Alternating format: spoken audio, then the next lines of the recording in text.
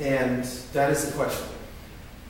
So what would you say? This comes up in I teach an online ethics class for Denver College of Nursing.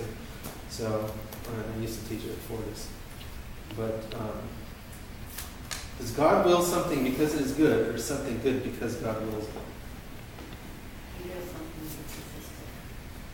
He wills something because it is good. Yes, that is correct. He wills something because it is good. It is God's nature to do so, but it's also His will to do so. And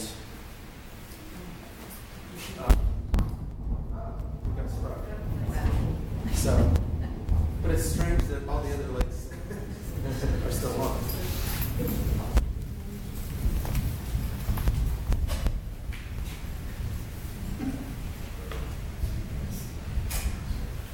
That is bizarre. Oh, I had it turned down. That's why. So it flicked off it. It must have been on the down switch. Had to just be flipped back on.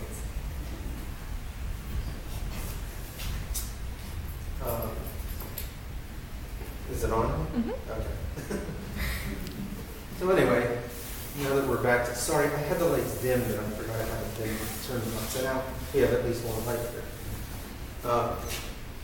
To reinforce the let there be light, whole connection with light from beginning to end, right? But goodness is an essential quality. So what is evil? Is evil the opposite of good?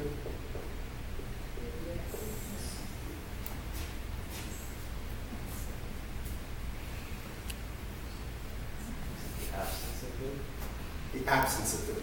That's what it is. Not the opposite of good. The absence of good. Because the opposite would indicate there was something to it. That it has substance of itself. But it doesn't, it actually borrows, it has false substance. It has borrowed substance because it's brought forth only from one place.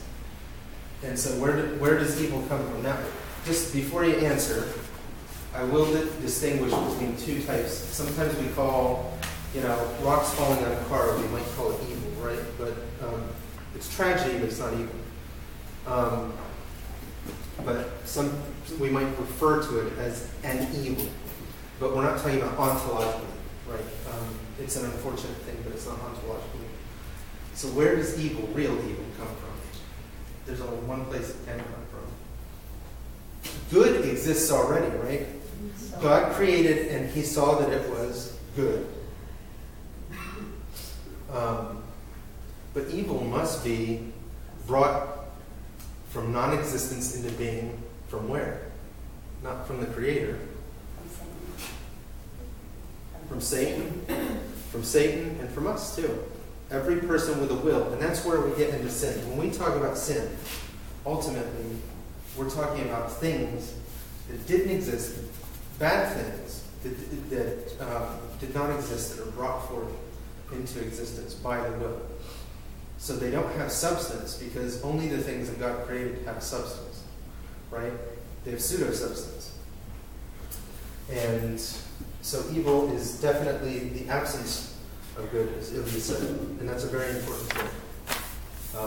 So, for example, if we're just talking about, in particular, types of evil, so someone mentioned a type of evil we think of, like when we think of evil, someone did something evil. We can think of the news just in the past weeks of several things. What might one of them be? The shooting at Jacksonville. The shooting at Jacksonville, absolutely.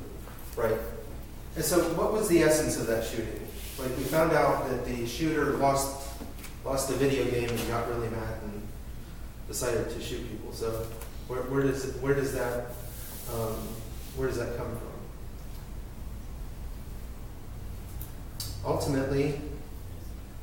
Ultimate, what's that? Losing your mind, not thinking right? Okay. Now, how that is not a bad answer at all. Losing your mind, and we'll discuss the mind maybe not tonight, but or pretty shortly. But losing your mind, but also ultimately, there's only two forms of things that we can bring forth from the will, right? Something that's in accord with God, and we would call that good. But evil, we would call something that's brought forth from not God's will, which inevitably is selfishness, right? So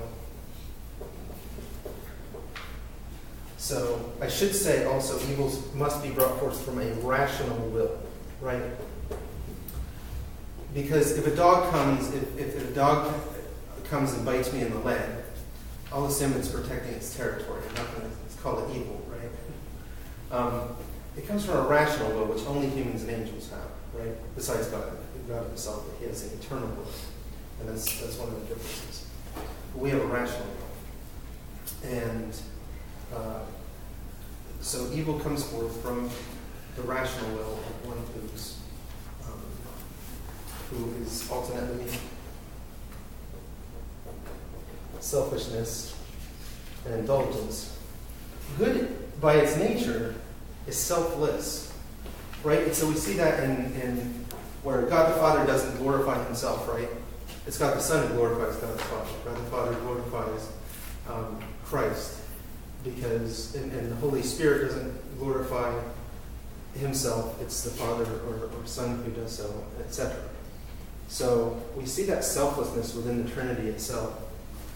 And can you think of one bad thing that comes from selflessness? We can think of stupid things maybe that come from selflessness, right? But we can't think of, I challenge you to think of something evil that ever comes from thinking about something besides your own wants and desires. About thinking about God's will rather than your own wants and desires. And so in the end, ultimately, that is where evil stems from. And you lose your mind. Indeed, you lose your mind, and what you lose at least is the connection of your mind to God, right? Of necessity. In order for us to create a great evil, which is why we have the term mortal sin, the sin unto death, right? Meaning that there's a death of relationship with God. You just severed it. This act is so heinous. Right? St. John says all sin is unrighteousness, but not all sin is unto death. Because death meaning eternal death. And so we really need a special course of repentance for sins which are unto death. And time, how much longer? You're at 8 minutes. What? You've gone for 8 minutes. Okay. Well, how much time do I have left? I'll go like this when you have 5. Okay, very good. Normally we have signals, blinking signals, but we've had a technical issue with the thing. Okay. So ultimately, evil comes forth, and an important part of the Lord's Prayer is, and again, even though almost all of everybody came to adopt a form of the Lord's Prayer that came from the American Standard Version of the Bible. Of all things, a version of the Bible really wasn't that used, but for some reason, all of Christianity decided we're going to pick that one, but it has a bad translation at the end, delivers from evil. And that's not accurate. It delivers from the evil one. Because evil is not something that exists out there. It's not something that floats around and just falls upon people. Evil is brought forth only from a rational creature. And so the evil one ultimately delivers from the evil one, because all evil is anti-personal. So, let's say personal. When we say we have a personal relationship with God, we have personal relationships with each other, right? But it's the exact opposite. Evil rips away, essentially, the personhood. So that shooter in Jacksonville, That shooter in Jacksonville no longer was seeing people. He was seeing objects of scorn, right? He wasn't respecting the person. He wasn't respecting the image of God within him. And so all of that's of necessity. Evil becomes personless in the sense of us seeing other people as persons.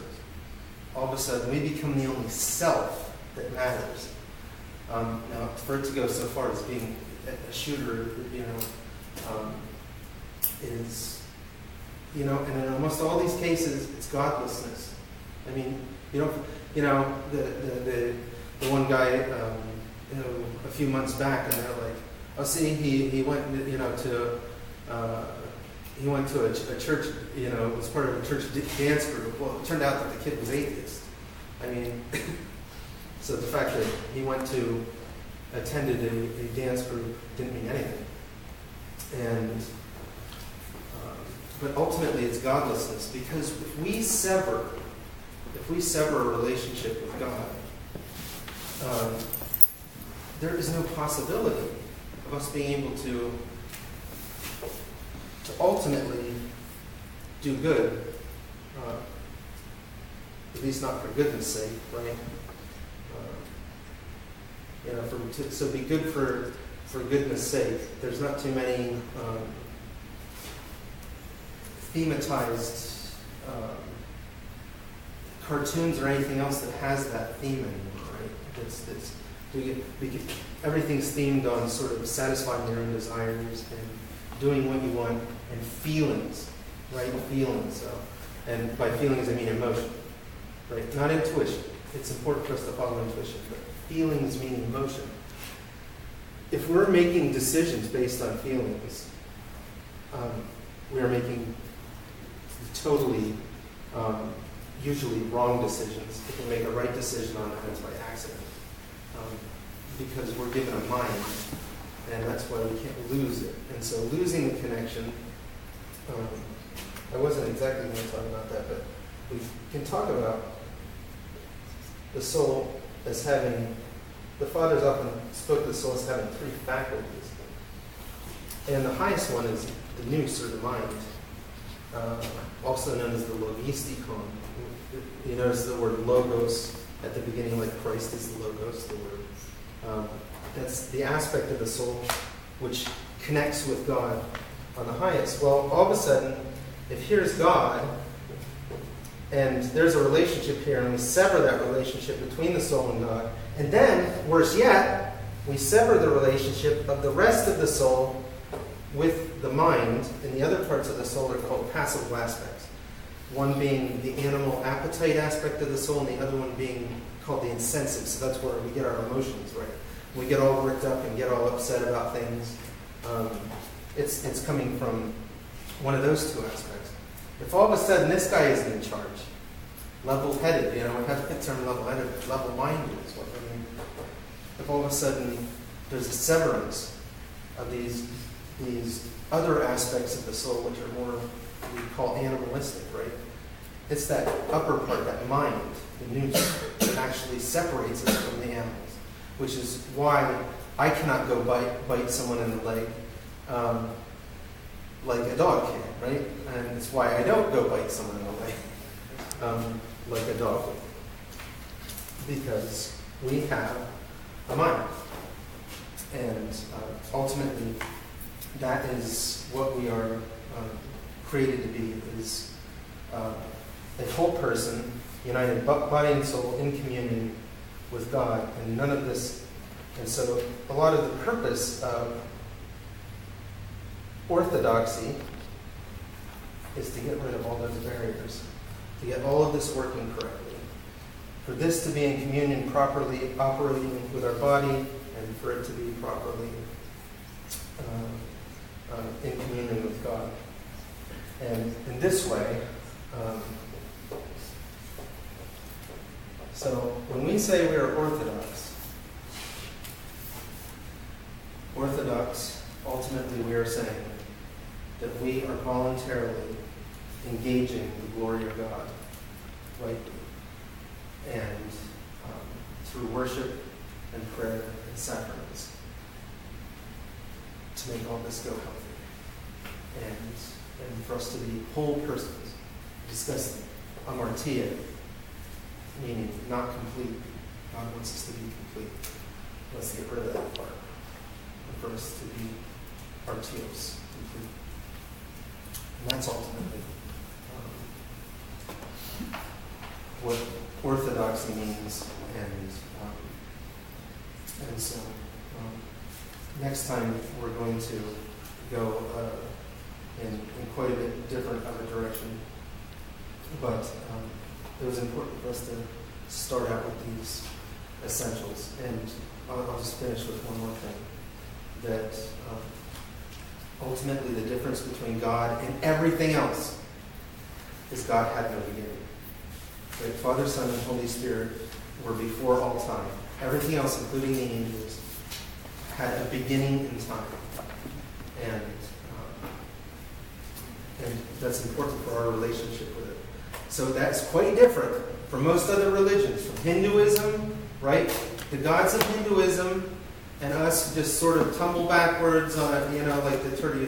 Many of you have seen the turtle shells stacked on top of each other, turtles, one on top of the other. They're just creatures too, as we would say.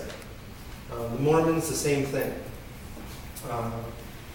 And so on. But we have a unique thing in that we understand that God is eternal.